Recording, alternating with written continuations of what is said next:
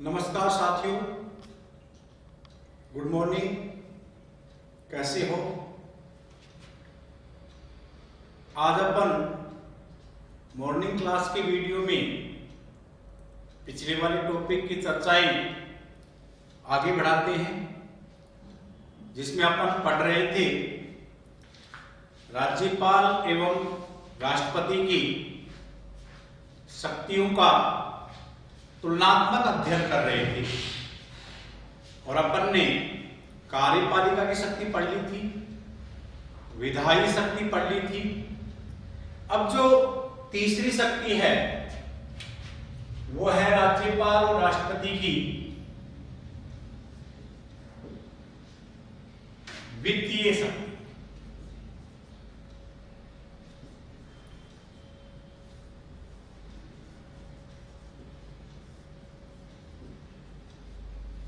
देखिएगा, फाइनेंशियली जो पावर है राष्ट्रपति एवं राज्यपाल में,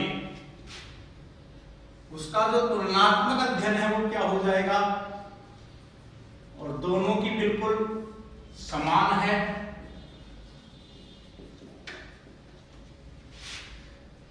पहली बात कर रहा हूं मैं बजट की। बजट का जो उल्लेख है वो संविधान के अनुच्छेद 112 में दिया गया है तथा बजट को दोनों सदनों के सम्मुख राष्ट्रपति रखवाता है। ऐसा ही इधर है, इधर भी है बजट, और बजट को दोनों सदनों के सम्मुख राज्यपाल रखवाता है। इधर बजट का उल्लेख 112 में है, इधर बजट का उल्लेख है 202 में। इसके बाद में दूसरी जो वित्तीय शक्ति है राष्ट्रपति की, उसमें यह है कि धन विधेयक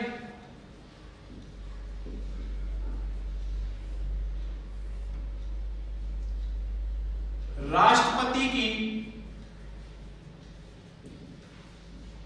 पूर्वानुमति से ही, राष्ट्रपति की पूर्वानुमति से ही लोकसभा में लाया जाता है। देखिएगा, विधेयक वैसे 4 प्रकार के हैं। साधारण विधेयक है, धन विधेयक है, वित्त विधेयक है, संविधान संशोधन विधेयक है। इन विधेयकों की बात तो अपन अगले वीडियो में करेंगे, लेकिन यहां पर सिर्फ राष्ट्रपति एवं राज्यपाल के संदर्भ में अपन वित्तीय शक्तियां पढ़ रहे हैं, तो थोड़ा सा ध्यान रखेंगे कि जो मनी बिल है, जिसका उल्लेख संविधान के 109 एवं अनुच्छेद 110 में दिया गया है कि धन विधेयक किसकी पूर्व अनुमति से लाया जाता है, राष्ट्रपति की पूर्व अनुमति से लाया जाता है, और किस सदन में लाया जाता है, लोकसभा में। पहले ये लोकसभा में आएगा, लोकसभा के बाद ये राज्यसभा में जाता है। इधर भी ऐसा का ऐसा एक पॉइंट है कि धन विधेयक विधानमंडल में राज्यपाल की पूर्वानुमति से ही लाया जाता है। और किस सदन में लाया जाता है? इधर लोकसभा है तो इधर आपकी है विधानसभा। 2 पॉइंट क्लियर। तीसरा है अनुदान की मांग। ये पॉइंट जो अनुदान की मांग है, ये बजट से जुड़ा हुआ है। अनुच्छेद 113 में इसे स्पष्ट किया गया है। तो अनुदान की जो मांग है वो भी राष्ट्रपति की पूर्वानुमति से ही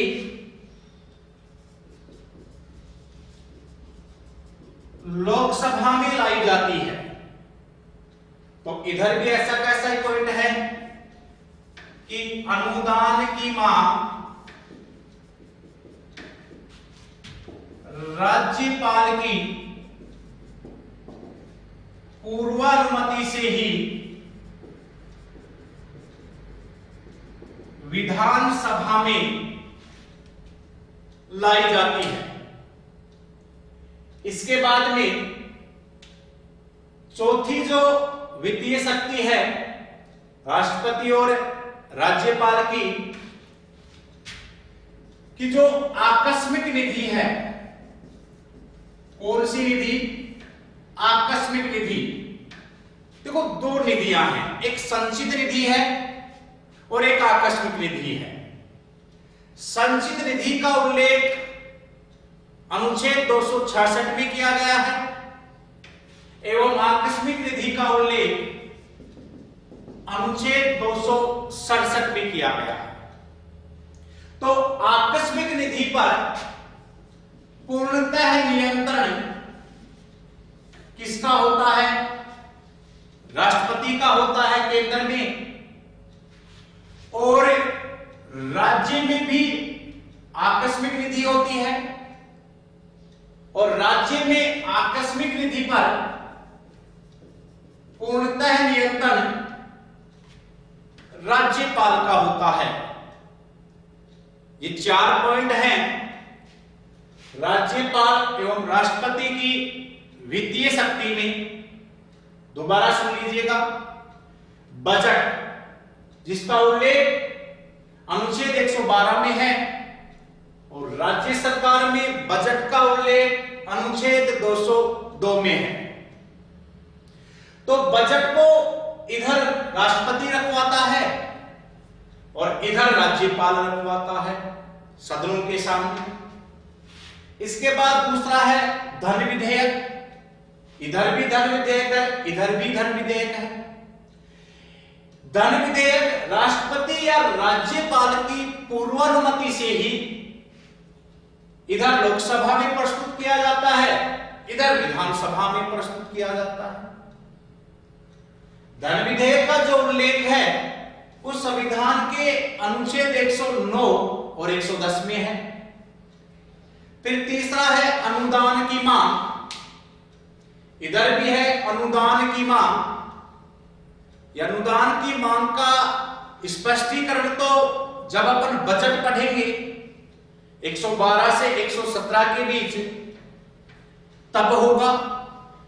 अभी तक तो आपको सिर्फ इतना ही ध्यान रखना है कि अनुदान की मांग राष्ट्रपति की पूर्वानुमति से ही लोकसभा में लाई जाती है और इधर भी अनुदान की मांग राज्यपाल की पूर्वानुमति से ही विधानसभा में लाई जाती है। इसके बाद है आकस्मिक निधि। 2 निधियां हैं, एक संचित निधि है जो संसद के अंडर रहती है, एक आकस्मिक निधि है जिसका उल्लेख 267 में किया गया है। आकस्मिक निधि में जो अचानक खर्चे होते हैं वो शामिल होते हैं, जैसे कोई बाढ़ आ गई या कोई आर्थिक संकट आ गया, तुरंत धन की आवश्यकता है, तो वो धन कहां से दिया जाता है? आकस्मिक निधि से। और आकस्मिक निधि पर इधर राष्ट्रपति का नियंत्रण होता है और इधर किसका नियंत्रण होता है? राज्यपाल का नियंत्रण होता है। दोस्तों, ये थी राष्ट्रपति एवं राज्यपाल की वित्तीय शक्ति। इसके बाद लास्ट शक्ति है न्यायिक शक्ति, जो अपन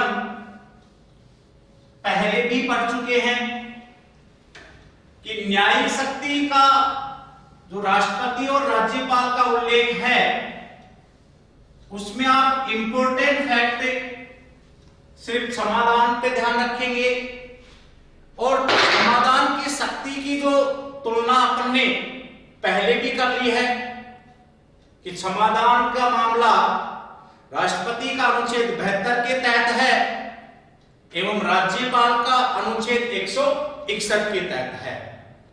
तो ये तो था तुलनात्मक अध्ययन राष्ट्रपति एवं राज्यपाल की शक्तियों का। अब मैंने राज्यपाल की जो शक्तियां पढ़ाई थी आपको, तो उसमें मैंने शक्तियों को दो भागों में बांटा था। एक शक्ति का वो प्रयोग करता है मुख्यमंत्री और उसकी मंत्री परिषद के परामर्श पे, जिस पे अपन ने चर्चाएं कर ली हैं। कार्यपालिका की शक्ति है, विधायी शक्ति है, न्यायिक शक्ति है और वित्तीय शक्ति है। अब अपन दूसरी शक्ति का प्रयोग के बारे में देखते हैं, जिसमें है स्वविवेकीय शक्ति। और स्वविवेकीय शक्तियों के बारे में राज्यपाल के लिए अनुच्छेद 163(1) एवं अनुच्छेद 163(2) स्पष्ट रूप से यह व्याख्यात करते हैं कि राज्यपाल स्वविवेकीय शक्तियों का प्रयोग कर सकता है। और 163(2) में लिखा था कि राज्यपाल जब भी स्वविवेकीय शक्तियों का प्रयोग करेगा तो उन्हें हाई कोर्ट में चुनौती नहीं दी जा सकती, उसके द्वारा किया जाने वाला कार्य अंतिम होगा। तो राज्यपाल की जो स्वविवेकीय शक्तियां हैं इसको भी अपन दो भागों में बांटते हैं। एक है स्वविवेकीय शक्ति राज्यपाल की संविधान प्रदत्त, और एक है परिस्थिति जन्य कि अकॉर्डिंग टू कंडीशन। यानी राज्यपाल को स्वविवेकीय जो शक्तियां हैं वो दो प्रकार से हैं। एक तो खुद संविधान मेंशन करता है कि उन शक्तियों का प्रयोग राज्यपाल स्वविवेक से करेगा, और एक है परिस्थिति जन्य स्वविवेकीय शक्ति। अपन बात कर रहे हैं संविधान प्रदत्त स्वविवेकीय शक्ति। संविधान प्रदत्त जो स्वविवेकीय शक्ति है उसमें पहला पॉइंट है अनुच्छेद 200, और अनुच्छेद 200 में राज्यपाल का वीटो पावर था। और मैंने जब राज्यपाल का वीटो पावर पढ़ाया था तो मैंने चौथा एक विकल्प बताया था आपको कि जब वह किसी विधेयक को राष्ट्रपति के विचार के लिए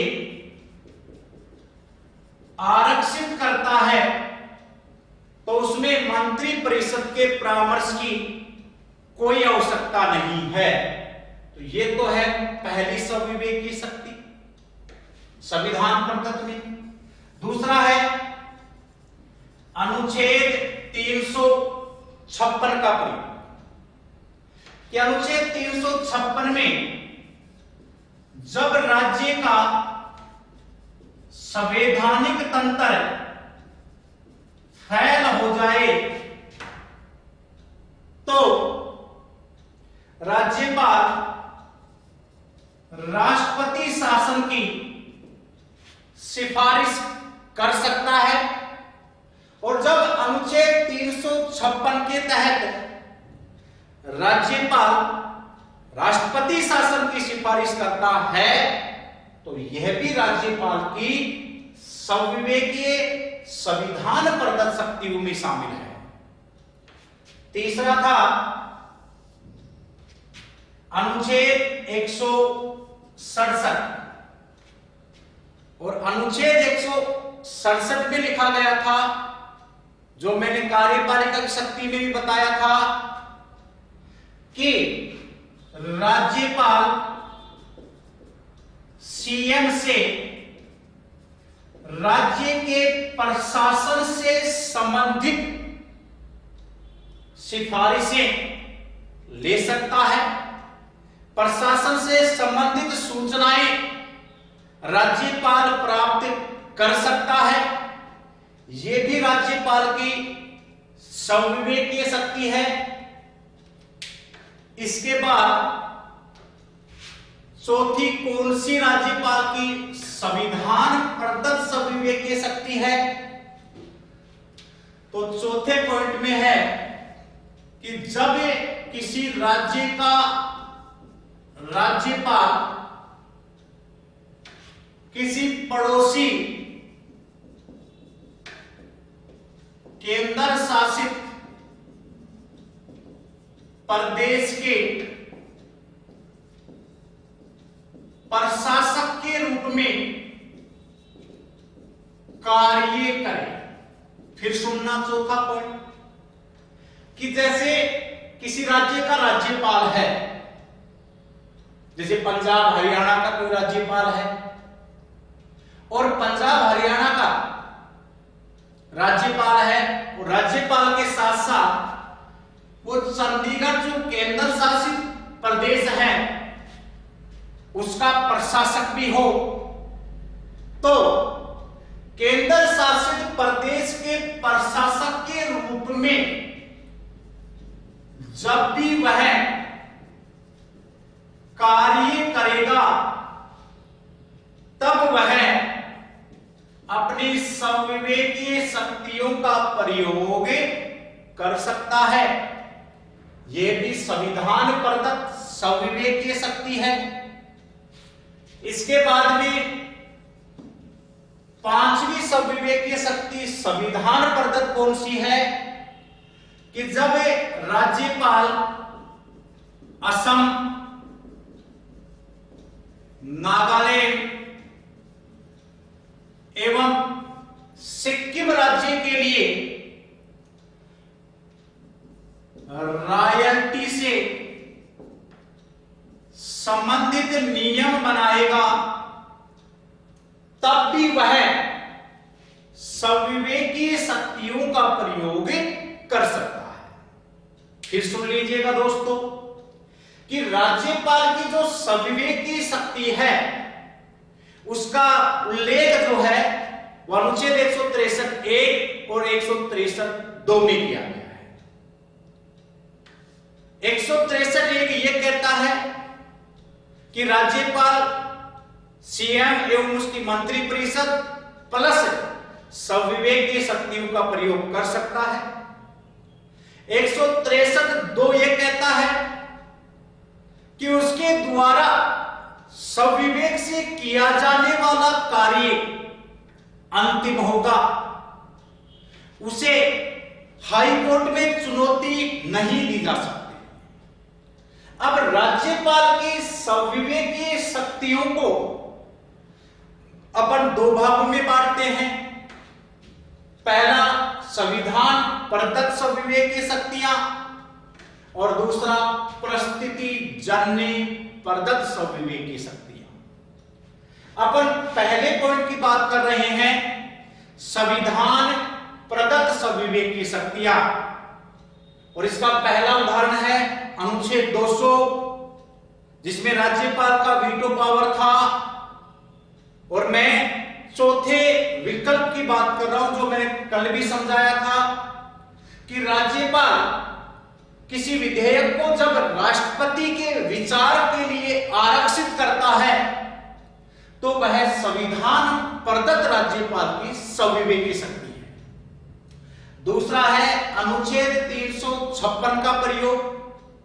356 के तहत राष्ट्रपति शासन की जब अनुशंसा राज्यपाल करता है तो यह भी राज्यपाल की संविवेकीय शक्ति है। तीसरा था अनुच्छेद 167, जिसमें है कि राष्ट्रपति मुख्यमंत्री से प्रशासन से संबंधित सूचनाएं मांग सकता है। यह भी राज्यपाल की संविधान प्रदत्त संविवेकीय शक्ति है।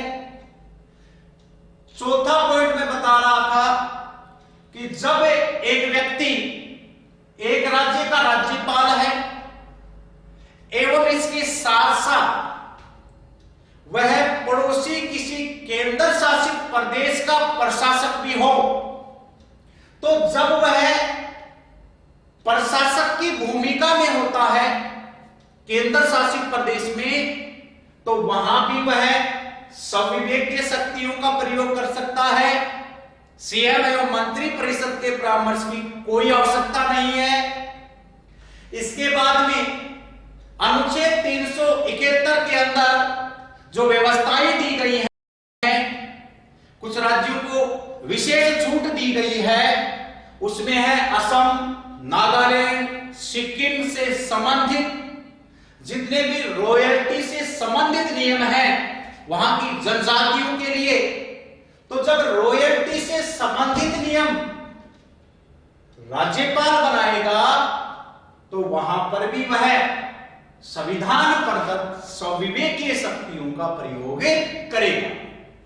अब मैं बात कर रहा हूं परिस्थितिजन्य, अकॉर्डिंग टू कंडीशन। और अकॉर्डिंग टू कंडीशन में पहली शक्ति है कि जब विधान सभा में किसी दल को स्पष्ट बहुमत प्राप्त नहीं हो। फिर सुन लो कि जो परिस्थितिजन्य संविवेकीय शक्ति है वो ये कहता है कि जब चुनाव हुए हैं विधानसभा में और उन चुनावों के अंदर, आम चुनाव के अंदर किसी भी दल को स्पष्ट बहुमत प्राप्त नहीं हुआ हो, तो राज्यपाल वहां अपनी परिस्थितिजन्य संविवेकीय शक्तियों का प्रयोग करते हुए किसी बड़े दल या किसी गठबंधन कर्त दल को सरकार बनाने के लिए आमंत्रित करता है। यह राज्यपाल की परिस्थितिजन्य संविवेकीय शक्ति है। दूसरा, यदि सीएम की मृत्यु हो जाए, यदि मुख्यमंत्री की मृत्यु हो जाए और बहुमत दल अपने नेता को चुनने में असमर्थ हो या विवादित हो, तो सीएम की नियुक्ति के संदर्भ में भी राज्यपाल को परिस्थितिजन्य संविवेकीय शक्तियां प्राप्त हैं। ये थी दोस्तों राज्यपाल की संविवेकीय शक्तियां। अब अपने नेक्स्ट पॉइंट लेंगे राजस्थान के संदर्भ में राज्यपाल। इसके बाद अपना राज्यपाल का टॉपिक समाप्त हो जाएगा। तो अब ये जो पॉइंट आ रहा है राजस्थान के संदर्भ में राज्यपाल, वेरी वेरी इंपॉर्टेंट, इसे आप ढंग से समझेंगे। पॉइंट है अपना राजस्थान के संदर्भ में राज्यपाल। देखिएगा, जब राजस्थान का एकीकरण हो रहा था तब 30 मार्च 1949 को राजस्थान में राज प्रमुख पद का सृजन किया गया था। याद रखिएगा दोस्तों कि शुरुआत में राज्यपाल पद नहीं था। राजस्थान के संदर्भ में 30 मार्च 1949 को राजस्थान में पहले राजप्रमुख पद का सृजन किया गया था और राजस्थान के एकमात्र राजप्रमुख मानसिंह सेकंड थे। तो पहला क्वेश्चन तो याद आए कि राजस्थान में राजप्रमुख पद का सृजन कब किया गया था? 30 मार्च 1949 को। राजस्थान के एकमात्र राजप्रमुख कौन थे? मानसिंह सेकंड। इसके बाद में 1956 में राजप्रमुख पद को समाप्त करके राज्यपाल पद का सृजन किया गया। यानी राजप्रमुख पद कब तक रहा? 1956 तक। फिर नवंबर 1956 में राजप्रमुख पद को समाप्त कर दिया गया एवं राजप्रमुख पद की जगह राज्यपाल पद का सृजन किया गया। और राजस्थान के पहले राज्यपाल गुरुमुख निहाल सिंह थे। कि राजस्थान के पहले राज्यपाल कौन थे? गुरुमुख निहाल सिंह। अगला पॉइंट ये भी ध्यान रखेंगे कि ये गुरुमुख निहाल सिंह थे, ये सबसे लंबी अवधि तक राजस्थान के राज्यपाल रहे हैं। फिर सुन लीजिएगा, राजस्थान का एकीकरण हुआ तब 30 मार्च 1949 को राजप्रमुख पद का सृजन किया गया। राजस्थान के एकमात्र राजप्रमुख मानसिंह सेकंड थे। नवंबर 1956 में राजप्रमुख पद को समाप्त किया गया एवं राजप्रमुख पद की जगह राज्यपाल पद का सृजन किया गया। राजस्थान के पहले राज्यपाल गुरुमुख निहाल सिंह थे और गुरुमुख निहाल सिंह सबसे लंबी अवधि तक राज्यपाल रहे हैं। अब वर्तमान राज्यपाल कौन है? तो वर्तमान राज्यपाल है कलराज मिश्र। यहां तक तो छोटी छोटी बातें आप ध्यान रखेंगे। अब अपन देखेंगे राजस्थान के राज्यपाल से संबंधित विशेष तथ्य। देखिएगा दोस्तों, बहुत अच्छा पॉइंट है, यहां से अक्सर क्वेश्चन पूछे जाते हैं। तो राजस्थान से राज्यपाल के संबंधित विशेष तथ्य या फैक्ट। तो पहला है पहला राज्यपाल, तो ये तो आपके सामने आ ही गया, गुरुमुख निहाल सिंह। ये रहे हैं सबसे लंबी अवधि तक राज्यपाल। इसके बाद में दूसरा पॉइंट है, वे राज्यपाल जिनकी पद पर रहते मृत्यु हुई है। कि राजस्थान के कौन कौन से राज्यपाल थे जिनकी पद पर रहते हुए मृत्यु हुई है? तो ये 4 राज्यपाल थे दोस्तों, डीजे, एसपी, ऐसे याद रखेंगे आप। डी का मतलब है दरबारा सिंह, जे का मतलब है निर्मल चंद, जैन, एस का मतलब है शैलेंद्र कुमार सिंह, टी का मतलब है प्रभा राव। ये जो 4 राज्यपाल राजस्थान के रहे हैं, इन चारों राज्यपालों की पद पर रहते मृत्यु हुई है। फिर तीसरा, महिला राज्यपाल कि राजस्थान में अब तक कुल कितनी महिला राज्यपाल रही हैं, तो ये है अब तक 3। पहली महिला राज्यपाल है प्रतिभा पाटिल, दूसरा है प्रभा राव, तीसरी है मार्गरेट अल्वा। ये 3 महिला राज्यपाल रही हैं, प्रतिभा पाटिल रही है, प्रभा राव रही है, मार्गरेट अल्वा रही है।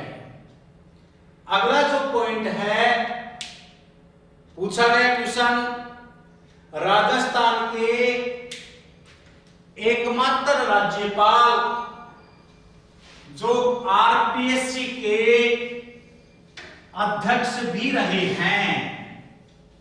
पूछा गया क्वेश्चन है दोस्तों आरएस में कि राजस्थान के एकमात्र राज्यपाल जो आरपीएससी के अध्यक्ष भी रहे हैं वो थे रघुकुल तिलक। अगला point very very important, Rajasthan में राष्ट्रपति शासन एवं राज्यपाल। कोडे लेक्चर में यहां से क्वेश्चन पूछा गया था कि जो अंतिम बार, चौथी बार राष्ट्रपति शासन लगा था, उस समय राजस्थान के राज्यपाल कौन थे। तो अपन पूरी बात करेंगे राजस्थान के संदर्भ में राष्ट्रपति शासन एवं राजस्थान के राज्यपाल। देखिएगा राजस्थान में जो राष्ट्रपति शासन लगा है वो कुल 4 बार लगा था। 1967 में, 1977 में, 1980 में और 1992 में, 92। 1967 में जब राष्ट्रपति शासन लगा था तो ऐसे याद करेंगे, लगा और हटा।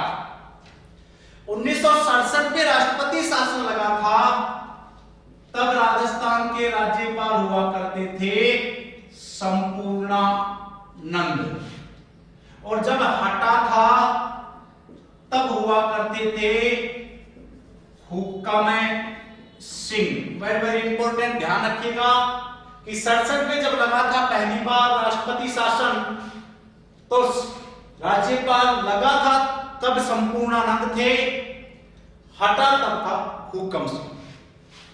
77 में दूसरी बार लगा, 77 में तब लगा तब था वेदपाल त्यागी, और जब हटा था तब था रघुकुल तिलक। ये दूसरा हो गया आपका। 80 की बात करें तो लगा था और हटा था, तब एक ही राज्यपाल था जिसका नाम था रघुकुल तिलक। अब मैं बात करता हूं चौथी बार जो राष्ट्रपति शासन लगा 1992 में, तब लगा तब कौन था, तब था एम चिन्ना रेड्डी, और हटा तब था बलिराम भगत। दोस्तों वेरी वेरी इंपॉर्टेंट फैक्ट है कि राष्ट्रपति शासन 67 में लगा पहली बार, तब संपूर्णानंद थे, हटा तब था हुक्म सिंह। 77 में लगा तब वेदपाल त्यागी थे, हटा तब था रघुकुल तिलक। 80 में जब लगा तब रघुकुल तिलक और हटा तब भी रघुकुल तिलक ही थे। 92 में जब लगा तब थे एम चिन्ना रेड्डी लगा तब, और जब हटा तब था बलिराम भगत। और एकमात्र राजस्थान के राज्यपाल रघुकुल तिलक हैं, जो आरपीएससी के अध्यक्ष भी रहे हुए हैं। इसके बाद राजस्थान के संदर्भ में विशेष फैक्ट में लास्ट और अंतिम पॉइंट कि राजस्थान का जो राज्यपाल है वह राज्यपाल होने के साथ साथ कुछ संस्थाओं का पदेन सभापति ओब्लिक अध्यक्ष भी होता है। यानी राज्यपाल जो भी बनेगा वो उन संस्थाओं का अध्यक्ष भी बन जाता है या सभापति भी बन जाता है। तो पहला पॉइंट, राजस्थान सैनिक बोर्ड। राजस्थान जो सैनिक बोर्ड है उसका पदेन अध्यक्ष या सभापति कौन होता है? राज्यपाल होता है। दूसरा, राजस्थान स्काउट गाइड, इसका भी राजस्थान का राज्यपाल ही नियंत्रण करता है या सभापति होता है, अध्यक्ष होता है। तीसरा, पश्चिमी सांस्कृतिक केंद्र उदयपुर। जो पश्चिमी सांस्कृतिक केंद्र उदयपुर है उसका पदेन सभापति भी राज्यपाल ही होता है। चौथा, राजस्थान रेड क्रॉस सोसाइटी के अध्यक्ष भी राज्यपाल ही होता है। और पांचवा, राज्य विश्वविद्यालयों का कुलाधिपति होता है, ये भी राज्यपाल ही होता है। केंद्रीय विश्वविद्यालयों का कुलाधिपति राष्ट्रपति होता है, राज्य विश्वविद्यालयों का कुलाधिपति राज्यपाल होता है। फिर से सुनिएगा दोस्तों कि राजस्थान में कुछ संस्थाएं हैं जिनका पदेन अध्यक्ष या सभापति राज्यपाल होता है। पहला, राजस्थान सैनिक बोर्ड। दूसरा, राजस्थान स्काउट गाइड। तीसरा, पश्चिमी सांस्कृतिक केंद्र उदयपुर के भी। चौथा, राजस्थान रेड क्रॉस सोसाइटी की जो शाखा है उसके भी पदेन अध्यक्ष या सभापति। और पांचवा, राज्य विश्वविद्यालयों का कुलाधिपति भी राज्यपाल होता है। मित्रों, इसी के साथ राज्यपाल का टॉपिक आपका समाप्त। ओके।